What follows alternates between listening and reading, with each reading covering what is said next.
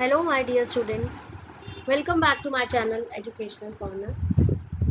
How are you all? I hope all of you are fine. Children, today we are going to start with Chapter 4 Electricity, Magnetic and Heating Effects, Important Points.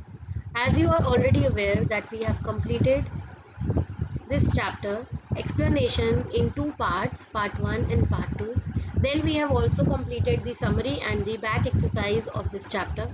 Today we are going to start with the important points of this chapter. Chapter 4 Electricity, Magnetic and Heating Effects from our Science Curiosity book of Standard 8. Before starting with the important points, let me remind you that you will get class 6 Hindi Malahar and Science Curiosity videos and 7th and 8th English Purvi, Hindi Malahar and Science Curiosity videos with important points and important extra questions on my channel. You can also see all the playlist of these videos class and subject wise on my channel. So please do subscribe my channel, like and share my videos. Thank you. So let's start chapter 4 Electricity, Magnetic and Heating Effects, the important points. The region around a magnet where its magnetic effect can be felt is called its magnetic field. So the region around a magnet, एक magnet के आसपास का जो reason होता है जहाँ पर magnetic effect होता है, फील किया जा सकता है, उसे हम क्या बोलते हैं? Magnetic field. When the current flows, the compass needle gets deflected from its original direction. जब करंट फ्लो किया जाता है, जब इलेक्ट्रिक करंट ऑन किया जाता है, तो जो कंपस की जो नीडल होती है वो डिफ्लेक्ट होके अपनी ओरिजिनल पोजीशन से हिल जाती है, डिफ्लेक्ट हो जाती है. When the current stops, the compass needle return to its original direction. तो जब करंट स्टॉप किया जाता है, रोका जाता है, तो कंपस की जो नीडल है वो वापस अपनी ओरिजिनल डायरेक्शन में आ जाती है.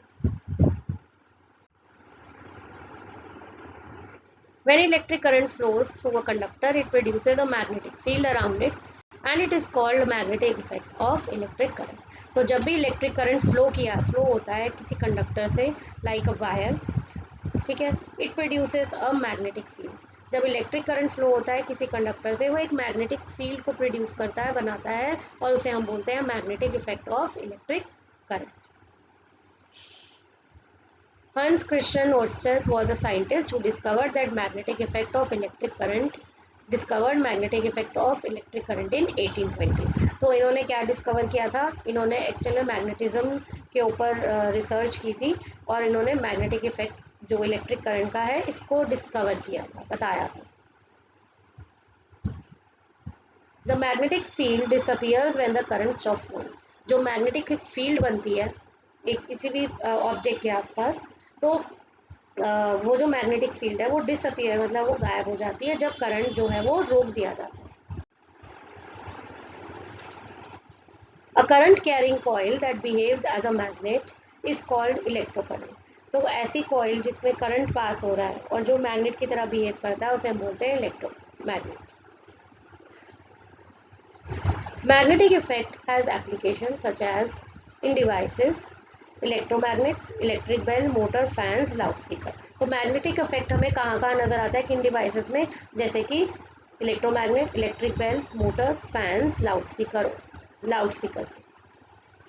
Electromagnet can be made more stronger by increasing the number of coil और यूजिंग आयरन कोर और changing the amount of electric current. तो इलेक्ट्रोमैग्नेट को हम कैसे स्ट्रॉन्गर बना सकते हैं? नंबर ऑफ कॉइल इंक्रीज करके, ठीक है, वो जो वायर होती है उसको इंक्रीज करके, या उसमें आयरन कोर डाल के, आयरन का कुछ डाल के, या फिर इलेक्ट्रिक करंट का जो अमाउंट है वो चेंज करके, बढ़ाकर, इंक्रीज करके हम इलेक्ट्रोमैग्नेट को और भी ज़्यादा स्ट्रॉन्गर बना सकते हैं.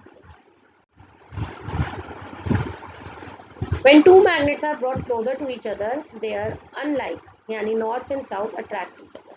जब कोई दो मैग्नेट जो है इकट्ठ पास में लाए जाते हैं तो इनके अनलाइक जो पोल्स होते हैं वो एक दूसरे को अट्रैक्ट करते हैं, एक दूसरे के पास आते हैं. An electromagnet has two poles, now north and south. तो मैग्नेट के भी दो पोल्स हैं, नॉर्थ और south pole.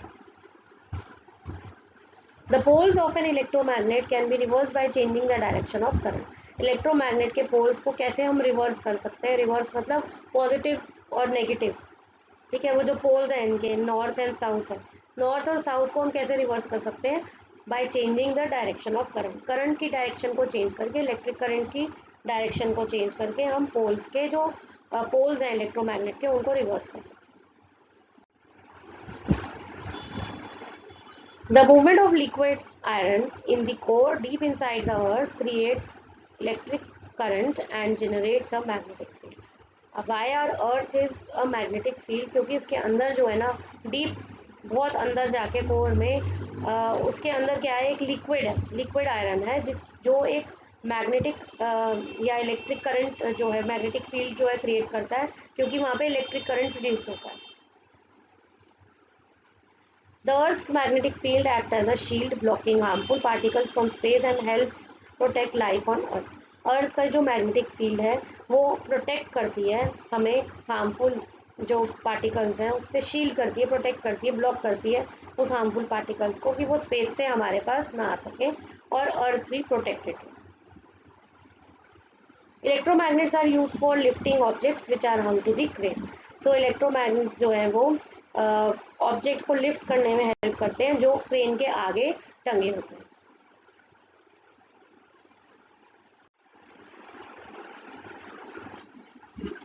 When the current is on, the electromagnet lift the object. तो जब करंट ऑन होता है तो इलेक्ट्रोमैग्नेट्स जो हैं वो क्या करते हैं? ऑब्जेक्ट्स को लिफ्ट करते हैं। When the current is switched off, the magnetic field disappears and the object are released. तो जब करंट ऑफ हो जाता है तो मैग्नेटिक फील्ड जो है वो डिसअपियर, खत्म हो जाती है और ऑब्जेक्ट जो है वो लिफ्ट करने की बजाय वो ऑब्जेक्ट्स को छोड़ देता है। Lifting electromagnets are used in factories and scrap yards to move, lift and sort heavy metal items. तो इलेक्ट्रोमैग्नेट्स को कहाँ यूज़ किया जाता है? लिफ्टिंग इलेक्ट्रोमैग्नेट्स को फैक्ट्रीज में, स्क्रैप यार्ड जहाँ पे जो स्क्रैप बच जाता है, ठीक है, उसको उसमें यूज़ किया जाता है ताकि उसको मूव किया जा सके, लिफ्ट किया जा सके, उठा सका जा सके और सॉर्ट किया जा सके हैवी आइटम्स के बीच में से।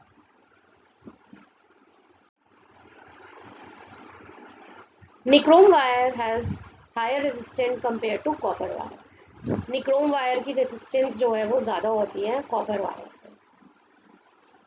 This resistance causes electrical energy to be converted into heat energy. इस वजह से इलेक्ट्रिकल एनर्जी, जब हम इलेक्ट्रिक करंट ऑन करते हैं तो इलेक्ट्रिकल एनर्जी जो है वो हीट एनर्जी में चेंज हो जाती है। When an electric current passes through a conductor, it gets heated and this is called heating effect of electric current. जब एक इलेक्ट्रिक करंट जो है वो एक कंडक्टर से पास करता है तो वो हीट हो जाता है। जैसे वायर, इलेक्ट्रिक करंट हमने ऑन किया और वो एक वायर से पास कर रहा है तो वो वायर जो है वो थोड़ा बहुत हीट हो जाएगी और इसको हम बोलते हैं heating effect of electric current. The heat generated in wire depends on material, thickness and length of wire and the duration for which current flows. जो भी वायर के अंदर हीट जनरेट होती है हीटिंग इफेक्ट की वजह से, वो किस पे डिपेंड करती है? एक तो वायर किस मटेरियल की बनी है, उसकी क्या थिकनेस है, वो कितनी मोटी है, और क्या लेंथ है वायर की, कितनी लंबी है, और क्या ड्यूरेशन के लिए करंट जो है वो फ्लो हो रहा है, कितने टाइम के लिए करंट फ्लो हो रहा है। Appliances like electric room heaters, stoves, iron immersion rods, water heaters, kettles work on heating effect of electric current. So कौन से appliances हैं जो work करते हैं इसी heating effect पे? It is electric room heaters, stove, iron immersion rods, water heater, kettle, etc. All the devices contain a rod or coil of wire which is known as heating element. इन सारे devices में एक rod होती है या फिर wire की एक coil होती है, ठीक है। कॉइल मतलब कि गोल गोल तरीके की वायर होती है जिसे हम बोलते हैं हीटिंग एलिमेंट। अगर वो हीटिंग एलिमेंट खराब हो जाता है तो वो हीट आगे प्रोड्यूस नहीं करता, तो वो डिवाइस खराब हो जाता है। In some appliances, the heating element is visible, which is seen glowing red hot. तो कई अप्लायंसेज में हीटिंग एलिमेंट हमें नज़र भी आता है, जैसे रॉड है, वो कॉइल जो है हमें नज़र आता है और वो रॉड जो है ना वो रेड हो जाती है पानी गर्म करते करते, तो वो रेड कलर की हो जाती है, तो हीटिंग अप्लाय जो एलिमेंट है ये रेड हो जाता है।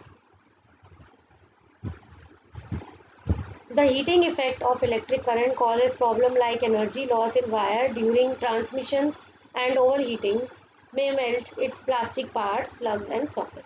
तो जब हम हीटिंग किसी भी इलेक्ट्रिक करंट से किसी भी चीज़ को हीट करते हैं तो उसमें ऐसे प्रॉब्लम भी आ सकती है। क्या प्रॉब्लम आ सकती है कि ट्रांसमिशन के टाइम पे जब हीट ट्रांसमिट कर रहे हो तो एनर्जी लॉस हो सकता है। ओवर हीटिंग की वजह से ज़्यादा गर्म कर दिया तो उस वजह से उसके प्लास्टिक के वायर के प्लास्टिक के पार्ट टूट सकते हैं। प्लग्स जो हैं सॉकेट्स पे इफेक्ट आ सकता है, वो मेल्ट हो सकते हैं बिकॉज ऑफ ओवर हीटिंग। हमने उसको ज़्यादा चला दिया, ज़्यादा गर्म कर दिया। High temperature furnaces uses electric current to produce heat in steel manufacturing industry. Steel manufacturing industry में हाई टेम्परेचर के फर्नेस यूज़ किए जाते हैं जिसमें इलेक्ट्रिक करंट जो है वो हीट प्रोड्यूस करता है।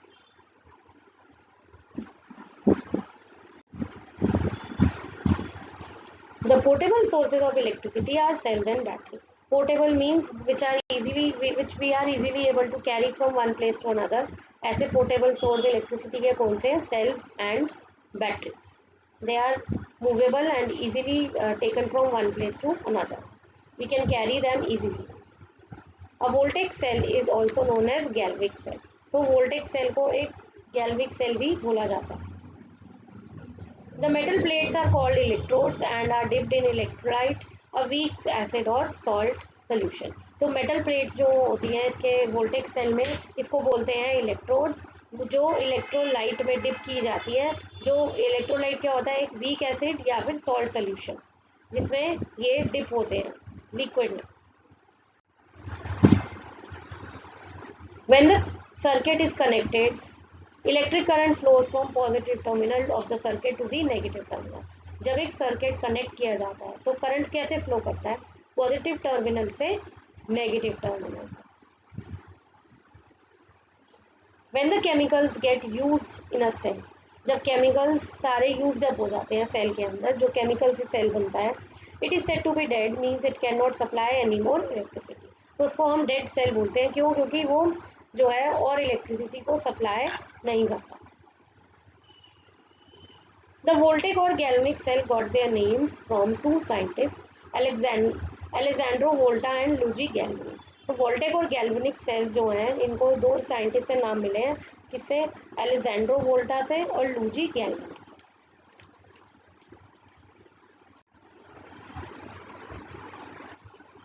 Galvani noticed that a dead frog leg kicked when touched with two metals, copper and iron.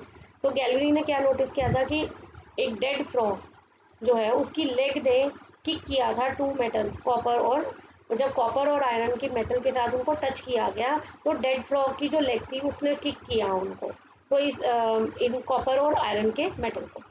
But Volta believes that electricity came from metals not from the rock. तो Volta को ये पता था कि जो electricity है वो कहाँ से आई है? मेटल से आई है, फ्रॉग से नहीं आई। For this also he has done a experiment. The LED glows when the current passes when the positive terminal, that is the longer wire of LED, is connected to positive terminal of battery. LED तभी glow करती है जब current on होता है और positive terminal की longer wire positive terminal of battery के साथ अटैच होती है, या फिर negative terminal shorter wire attach होती है नेगेटिव टर्मिनल ऑफ बैटरी। और नेगेटिव नेगेटिव अटैच होगी, पॉजिटिव पॉजिटिव अटैच होगी तो LED ग्लो करेगा। ठीक है, otherwise it will not glow. Next point, common metal pairs for voltaic cells are zinc copper, zinc silver, aluminium copper, iron copper, magnesium copper and lead copper। तो इसके अलावा वोल्टेक cell में जो कॉमन मेटल्स जिनका pair use किया जा सकता है, zinc copper, zinc iron, aluminium copper, iron copper, magnesium copper and lead copper. All these metal pair can be used for voltaic cells. Dry cells are widely used electric cell today. तो आजकल के जो electric cell है वो dry sales जो हैं इनको बहुत ज़्यादा यूज़ किया जाता है। आजकल जो हम यूज़ करते हैं they are dry cells. Dry cells are called dry because the electrolyte is not a liquid but a thick moist paste. इनके अंदर इनको ड्राई क्यों बोला जाता है? क्योंकि इलेक्ट्रोलाइट जो है ना इनके अंदर वो लिक्विड नहीं है बल्कि एक पेस्ट है, थिक मॉइस्ट पेस्ट है, इस वजह से ड्राई सेल को ड्राई बोला जाता है।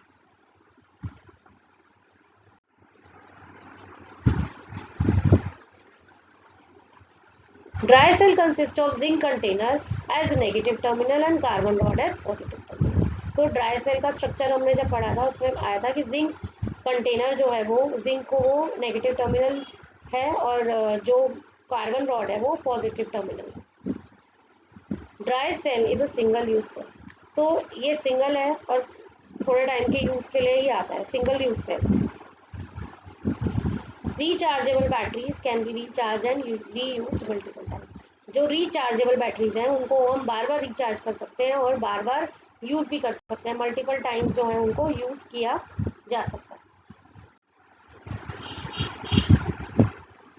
Rechargeable batteries prevent wastage and save money over time.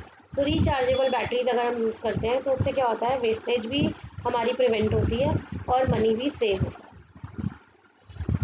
Rechargeable batteries are used in watches, phones. Watch phone में यूज़ की जाती है, लैपटॉप में यूज़ की जाती है, टैबलेट्स में, इन्वर्टर और इलेक्ट्रिकल जो व्हीकल्स जो रोड पे आप देखते हैं उनमें भी रिचार्जेबल बैटरी यूज़ की जाती है कि अगर एक बार बैटरी ख़त्म हो गई तो उसको दोबारा से हम रिचार्ज कर लें ताकि वो दोबारा से जो है वो वर्किंग पोजीशन में आ जाए. Lithium battery is most common type of rechargeable battery made up of lithium and cobalt. तो लिथियम बैटरी जो है वो आजकल बहुत ज़्यादा बहुत सारी कंट्रीज़ में यूज़ हो रही है. ये भी एक kind of a rechargeable battery है जो किससे बनी है, लिथियम और कोबाल्ट से. तो लिथियम और कोबाल्ट से एक बैटरी जो यूज़ हो रही है आजकल वो कौन सी है, lithium battery. It is one of the rechargeable battery which is used. So these all were the important points. I hope all these points will be useful to you at the time of your exams and even when you are reading this chapter. So I hope you have understood all the points. Now I'll see you soon in my next video with the important and the extra questions of this chapter. If you are liking my videos, please do subscribe my channel and share your valuable comments with me. Thanks for watching my video. See you soon. Goodbye.